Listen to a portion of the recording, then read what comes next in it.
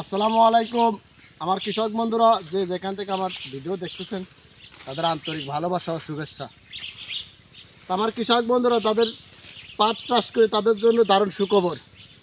এই যে পাটে কলাম বৃষ্টি পড়তেছে, বৃষ্টি পড়ার পর দেখা যাচ্ছে আমার ওই আল বড়ো এই আল দাবা, তা দেখা যাচ্ছে আমার এই আল বড়ো হয়ে গেছে, এই আল দাবা হয়ে গেছে, এই আল আমি কী করতে পারতেছি না, সমান করতে পারতেছি না, আর একটু একটু কটা কটা লাগতেছে।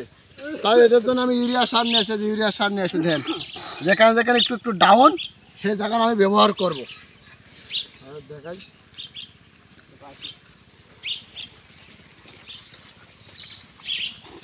এই দেখেন এটা সুন্দরভাবে এই বুনে নিলাম। এই বুনে নেওয়ার পর দেন এই সারটা করলাম। অনেক সময় দেন এই যে পাতার পার পড়ছে, দেখছেন এই দেন আপনাদের দেয় দেন এই যে পাতার পার পড়ছে সার, দেখছেন এই সারটা যদি এর পার পরে মনে করবেন এই জায়গাতে জ্বলে যাবে। সারের কলম বিশাল অ্যাকশন, এই ইউরিয়া সারের বিশাল অ্যাকশন। মনে করবেন এই জায়গাতে পুড়িয়ে ডাল ছাড়বি, আর ডাল ছাড়লে মনে করেন আপনার পাটে ক্ষতি হবে। এর জন্য দেন যে আমরা দরু আনছি, এই সুন্দরভাবে দেখাই। এই যেমন আমরা টানিয়ে দেবো, এটা আমি আর আমার কাকা যে টানবো বুনলাম আপনাদের দেখাই যে টানবো সামনে দেখি সামনে যেখানে যে দড়ি আনছি, তাই দড়ি দিয়ে যদি না টানা দেখেন সামনে